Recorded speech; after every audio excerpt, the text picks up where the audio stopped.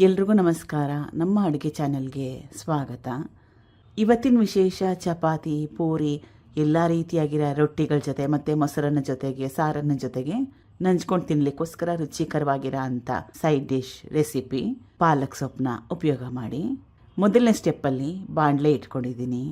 1-2 ಚಮಚದಷ್ಟು ಎಣ್ಣೆ, ಜೀರಿಗೆ ಸಣ್ಣ ಚಮಚದಲ್ಲಿ 1 ಚಮಚದಷ್ಟು, ಸಣ್ಣದಾಗಿ ಕಟ್ ಮಾಡಿ ಇಟ್ಕೊಂಡಿರೋ ಬೆಳ್ಳುಳ್ಳಿ ಸುಮಾರು 10 ಎಸಳಷ್ಟು, ಚಿಕ್ಕದಾಗಿ ಕಟ್ ಮಾಡಿ ಇಟ್ಕೊಂಡಿರೋ 2 ದೊಡ್ಡ ಈರುಳ್ಳಿ. ಈಗ ಈರುಳ್ಳಿ ಬೆಳ್ಳುಳ್ಳಿಲಿರೋ ಹಸಿ ವಾಸನೆ ಹೋಗಿ ಸ್ವಲ್ಪ ಬಣ್ಣ ಚೇಂಜ್ ಆಗಬೇಕು, ಹೊಂಬಣ್ಣ ಬರಬೇಕು, ಅಲ್ಲಿವರೆಗೂ ಬೇಯಿಸ್ಕೋಬೇಕು, ಎಣ್ಣೆಯಲ್ಲೇ ಹುರ್ಕೋಬೇಕು. ಈಗ ಈರುಳ್ಳಿ ಬೆಳ್ಳುಳ್ಳಿ ಎಲ್ಲ ಚೆನ್ನಾಗಿ ಬೆಂದಿದೆ, ಹಸಿ ವಾಸನೆ ಹೋಗಿದೆ, ಸ್ವಲ್ಪ ಬಣ್ಣ ಚೇಂಜ್ ಆಗಿದೆ. ಚೆನ್ನಾಗಿ ಹಣ್ಣಾಗಿರೋ ಸಣ್ಣದಾಗಿ ಕಟ್ ಮಾಡಿ ಇಟ್ಕೊಂಡಿರೋ 1 ದೊಡ್ಡ ಟೊಮೆಟೊ, ಸ್ವಲ್ಪ ಅರಿಶಿನ,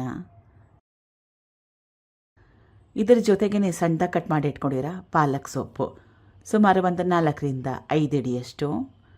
ಮೊದಲು ಪಾಲಕ್ ಸೊಪ್ಪನ್ನ ಸುಮಾರು 2-3 ಸಲ ಚೆನ್ನಾಗಿ ತೊಳೆದು ಚಿಕ್ಕದಾಗಿ ಕಟ್ ಮಾಡಿ ಇಟ್ಕೊಂಡಿದ್ದೆ. ಸೊಪ್ಪನ್ನ ಹಾಕೊಂಡ್ಮೇಲೆ ಇಮ್ಮಿಡಿಯೇಟಾಗಿ ಅಂದರೆ ತಕ್ಷಣವೇ ಕಲಸೋದು ಬೇಡ. ಮುಚ್ಚಳ ಮುಚ್ಚಿಟ್ಟು ಗ್ಯಾಸ್ ಸ್ಟವ್ನ ಲೋ ಫ್ಲೇಮ್ನಲ್ಲಿಟ್ಟು 5 ನಿಮಿಷ ಹಾಗೆ ಬಿಡಬೇಕು. 5 ನಿಮಿಷ ಆದಮೇಲೆ ಸೊಪ್ಪಿನ ಕ್ವಾಂಟಿಟಿ ಕಡಿಮೆ ಆಗಿದೆ ನೋಡಿ. ಸೊಪ್ಪನ್ನ ಹಾಕೊಂಡಿದ ತಕ್ಷಣ ತಿರುವಲಿಕ್ಕೆ ಕಷ್ಟ ಆಗುತ್ತೆ, ಅದಕ್ಕೋಸ್ಕರನೇ ಹೇಳಿದ್ದು ಸುಮಾರು 5 ನಿಮಿಷ ಹಾಗೆ ಬೇಯಿಸ್ಕೊಂಡ್ರೆ ಒಳ್ಳೆಯದು ಅಂತ. ಈ ರೀತಿಯಾಗಿ ಸ್ವಲ್ಪ ಮ್ಯಾಶ್ ಮಾಡ್ಕೋಬೇಕು, ನುಣ್ಣಗೆ ಮಾಡ್ಕೋಬೇಕು. ಸೌಟಲ್ಲೂ ಕೂಡ ಮಾಡ್ಕೋಬೋದು. ರುಚಿಗೆ ತಕ್ಕಷ್ಟು ಉಪ್ಪು,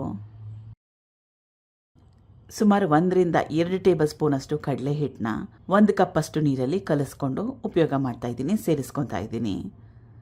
ಕಡಲೆ ಹಿಟ್ಟು ಮನೇಲಿಲ್ಲ ಅಂದರೆ ಹುರ್ಗಡಲೆ ಇದ್ದರೆ ಅದನ್ನು ಕೂಡ ಪುಡಿ ಮಾಡಿ ಉಪಯೋಗ ಮಾಡ್ಬೋದು.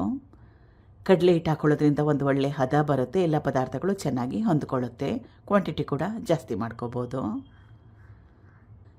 ಈಗ ಕಲಿಸ್ಕೊಂಡು ಚೆನ್ನಾಗಿ ಕುದಿಸ್ಕೋಬೇಕು. ಕಡಲೆ ಹಿಟ್ಟಲ್ಲಿ ಕೂಡ ಹಸಿ ವಾಸನೆ ಇರುತ್ತೆ, ಅದು ಕೂಡ ಹೋಗಬೇಕು. ಈಗ ರುಚಿಕರವಾಗಿರೋ ಅಂಥ ಸೈಡ್ ಡಿಶ್ ರೆಸಿಪಿ ರೆಡಿಯಾಗಿದೆ. ಪಾಲಕ್ ಸೊಪ್ಪಿನ ಪಲ್ಯ ಅಥವಾ ಗೊಜ್ಜು ಪರ್ಫೆಕ್ಟಾಗಿರೋ ಕನ್ಸಿಸ್ಟೆನ್ಸಿ ಇದು. ಚಪಾತಿ ಜೊತೆ ಎಲ್ಲ ರೀತಿಯಾಗಿರೋ ರೊಟ್ಟಿಗಳು, ಪೂರಿ, ಅನ್ನ ಸಾರು, ಮೊಸರನ್ನದ ಜೊತೆ ಕೂಡ ಚೆನ್ನಾಗಿರುತ್ತೆ.